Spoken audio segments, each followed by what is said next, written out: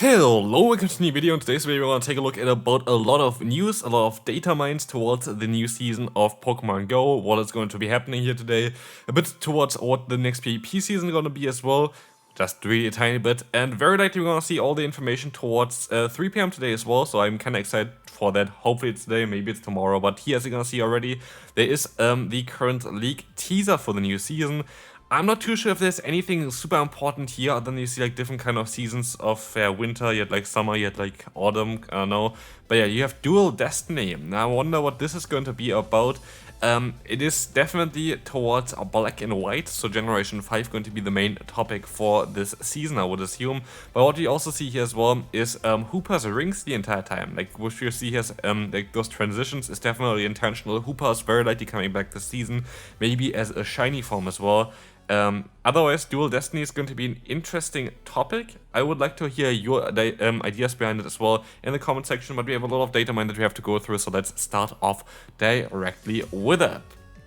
First off, we're going to have here mostly from the Pokemon group already the background for the new season. As we will see here for like the icon for the starting, we're going to have here a black and white variant, which of course makes a lot of sense for Unova Tour, which is going to be happening at the end of February this time around, most likely. I think at the same time as EUIC, which is going to be when I'm going to be away, so that's going to be a bit tricky for content, but hopefully it's not going to be too like important. I'm not too sure. We have to see. There's usually also an in-person event for the Unova Tour in like a week beforehand. Maybe I can get some gameplay from people that go there, but yeah, we have here the background for the upcoming season, which is going to be very interesting, and it's going to be black and white, of course, as well.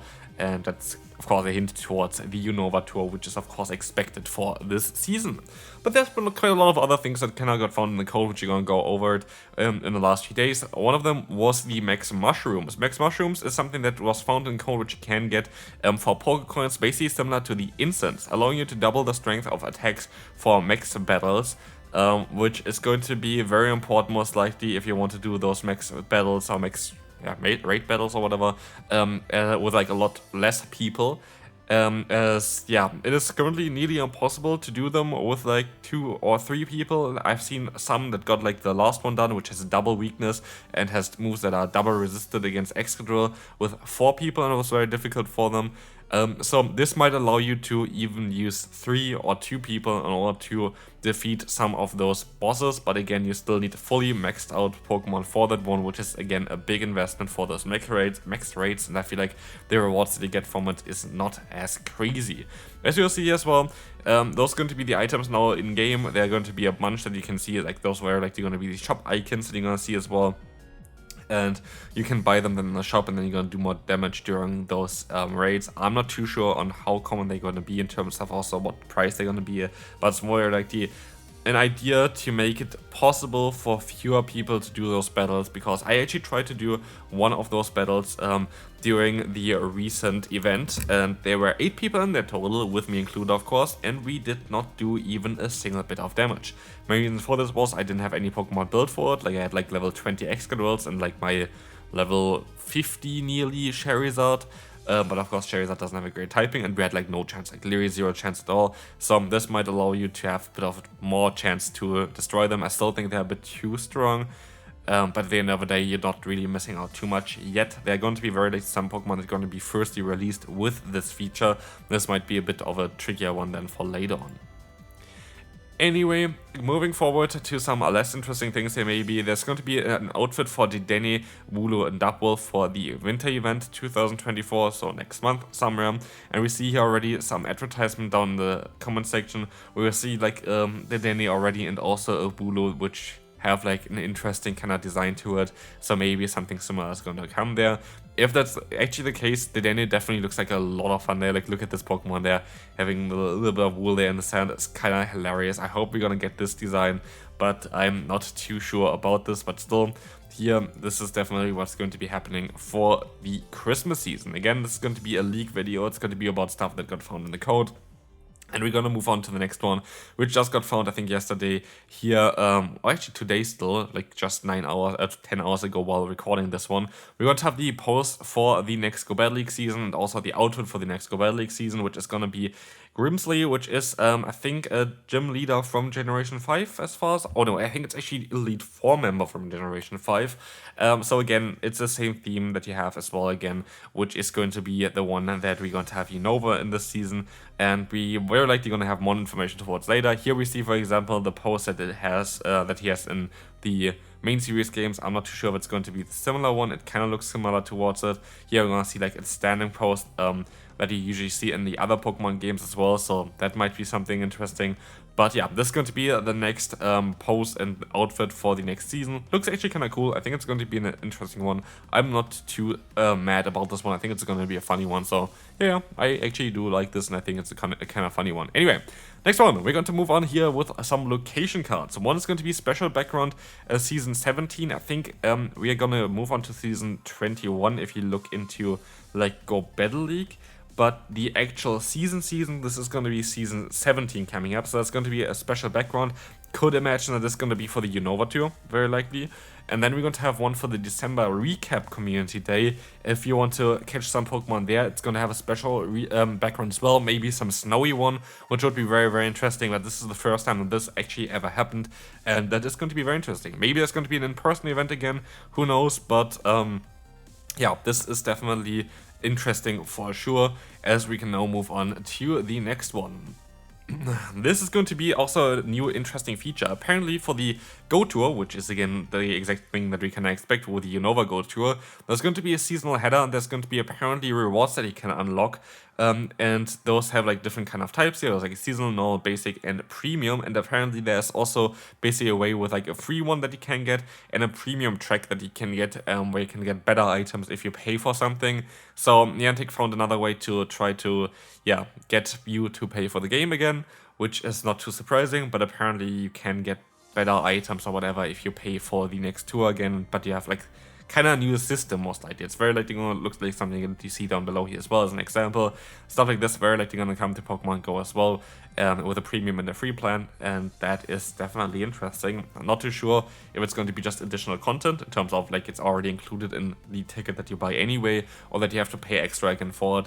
It is kind of interesting. But now what we're going to do next is we're going to take a look at what Pokemon are most likely going to be released for the upcoming Unova Tour. And we're going to take a look at all of the Pokemon here real quick. Here's the Pokedex for Black and White. What do you see here is already Victini. Maybe it could be a candidate of being a shiny Pokemon soon, which would be really cool as well. Could be the one Pokemon that they would want to release as shiny. But here's the thing as well. With Generation 5, there are quite a lot of Pokemon that don't have the shiny form yet. And I doubt that we're all going to get all of them yet. And also, again, we will likely see something similar to what we saw already with the last Go Tour, where we are just like not all the mythicals gonna get released / gets the mythicals. I think the shiny form. But also, what I think is we have actually all of them other than the one Pokemon released, and I think we're most likely gonna get this one. But anyway, we're gonna look through the Pokedex real quick here as well. Nothing too crazy on the top, of course, the starters. Yeah, this is going to be the first regional Pokemon. We're gonna take a look at the list as well for it. We have Pansage, Pansear, and Pampur. Pansear is currently in Europe, for me at least, available. I think Pansage is for the US and Pampur is for like Asia currently. I think that's the case.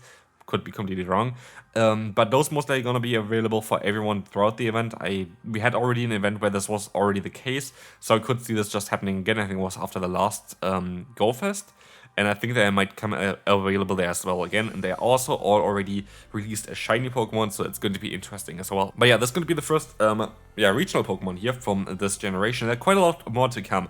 We're going to have here a lot of just Pokemon that we already have released in the game. Nothing too crazy, nothing too wild. And then we're going to start here with Throw and Sawk. Those two also have shiny forms already available as well. Been part of other events previously, but also being regional forms. Very likely we're going to see again that we're going to be able to catch both of them in this current event, I would imagine so. So that's going to be an interesting one here. If we scroll down a little bit further, we're going to see here Maractus. Maractus is going to be one of the regional forms that it doesn't have the shiny form yet, as far as I know.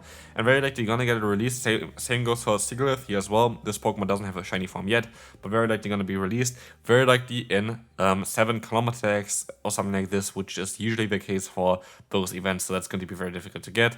We have Darmanitan. We have the other form of Darmanitan. I don't know if they're just gonna stick to the Unovan form, but Darmanitan also has a different kind of form with the Zen mode. I'm not too sure if they're gonna release this one, but this would be the prime opportunity to release Zen form Darmanitan. And honestly, is not a bad Pokemon, which is something that we maybe even gonna take a look at later as well. But yeah, Zen mode Darmanitan would be an interesting Pokemon to get released for this event. Otherwise, you're going to have a lot of Pokemon that we already see. Sawsbox and Deerling might get the first time their shiny form, which is going to be very important as well, because those have this different kind of seasons, which they have then different kind of shiny forms as well, which is kind of cool. The shiny form there doesn't really change too much for this Pokemon though. But yeah, this would be an interesting new shiny that could be getting released. The rest we kind of have already as shinies as far as I remember. And so that's not really the biggest deal here. All of those Pokemon we already have in the game. And then we're gonna scroll down a little bit further and we're gonna see some more interesting Pokemon. For example, Heatmor and Durant are going to be another regional form. Buffalant is another regional form as well, which is very kept locally, I think, to the New York area, which very likely going to be available for everyone as well, and also as a shiny form, which is going to be very interesting. So this is going to be interesting for sure. Like Buffalant, cool Pokemon actually, until they changed Mudshot to be not really great, so now it's kind of more just a neutral Pokemon, but it is what it is. And then we're going to see here all the legendary forms and Pokemon that are part of this region. There are a lot of like interesting ones with Cobalion, Terrakion, and Virizion. What they could do is they could actually bring the future forms of them in the game as well, which is more of course tied to Paldea. But like there are future forms of Cobalion, Terrakion, and Virizion, which would be an interesting shout.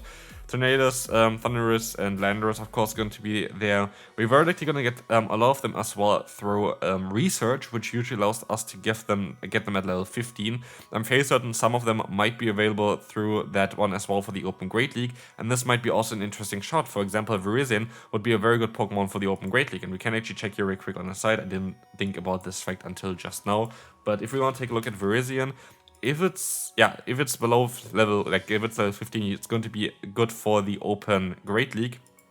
And this would be very interesting, because currently it's not there, but it is definitely a strong Pokemon, and that has a lot of play, as you're gonna see here as well. And the same kind of goes also for Cobalion, which is also kind of the same thing here, as you're gonna see. If it's gonna be level 15, it would be eligible for this one. I would see that maybe Stone is going to be having a bit more play than Close Combat, just having a pure Fighting type moveset. But as you're gonna see here, both of those Pokemon are going to be top tier Pokemon for the Open Great League as soon as they're going to be released. And so this is going to be very interesting. Very certain that Reshiram and Zekrom are not going to be impacted by this, but usually those standard legendaries are not really thrown into it. Could see Landorus being also a part of it, but yeah, there's going to be a lot of things happening there. Geodude already been released, Keldeo already been released. There's a different form from Keldeo that doesn't have any changes, that is not released yet in Pokemon Go. Maybe that's going to be coming for the future. But then there's of course Kyurem, which has like Kyurem White and Kyurem Black still, which we still have to see. And then we have Meloetta. And Meloetta has a different form, which we already saw here. Has the Pyramid form as well, which you can also just take a look here real quick at as well. As you're gonna see here, Pyramid form is going to have a different typing. It's gonna change from normal to fighting, has some different stats. And it's going to be most likely even a better variant of this Pokemon, which is kind of cool.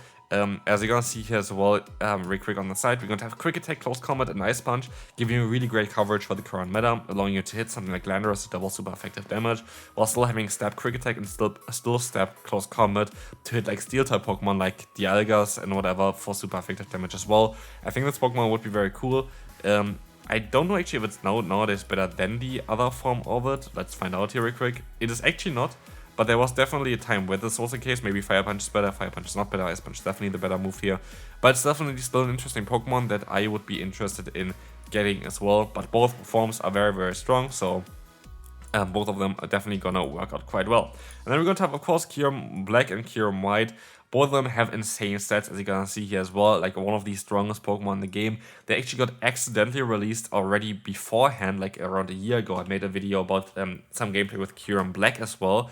And both of them are going to be interesting Pokemon. As you can see here, Kyurem Black has Dragon Tail, Outrage, and Stone Edge. Not too great, but also would have access to something like Shadow Claw and Iron Head, and that's gonna give it a little bit more usability, as you're gonna see here as well. And there are different kind of moves that they could play. For example, Blizzard would make some sense as well, depending on what kind of situation you're in. But as you can see, it has CP for 5,200. So even if there's going to be the Kyurem back and raids, I would actually recommend you to try to raid them to get the XL candy to build later on the Kyurem Black and Kyurem White. As you can see here, Kyurem White has the same CP, has the same typing as well, they're all Dragon and Ice, but also has cheaper move here, but not so great in terms of the fast move. So I think that Kyurem Black is going to be the one that you kind of more like want to play there, because the charge moves and fast moves kind of hold those back, and that's actually kind of okay for me because again CP limit is kind of high, which means that those Pokemon are going to be very strong no matter what, and I think that's going to be great for the future. So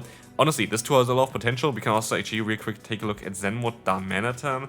Darmanitan with Zen mode actually has also a different typing, as that's Galarian, which also has a different typing, but it's the Fire and Psychic typing. But look at the CP, 4226 with great stats here, and also a great move pool, as you can see, with Rock Slide, Overheat, and Incinerate. Would be honestly one of the best Pokemon for the Open Master League. So there's a lot of play here. There's a lot of play with certain different Pokemon that could all have like some kind of impact as well. As we just saw as well, there's been the change with Morpeko, where basically something changes its form mid gameplay basically for PvP. The same could go for Zen mode Darmanitan, which has the option to change itself as well, which will be very, very interesting, because like usually it changes, I think after like it goes below half HP, it goes to the Zen form, which would make it very, very strong. Could be an interesting play for PvP. But yeah, this is going to be it for this video. I hope you enjoyed this one. If you did, feel free to leave a like, and I will see you then.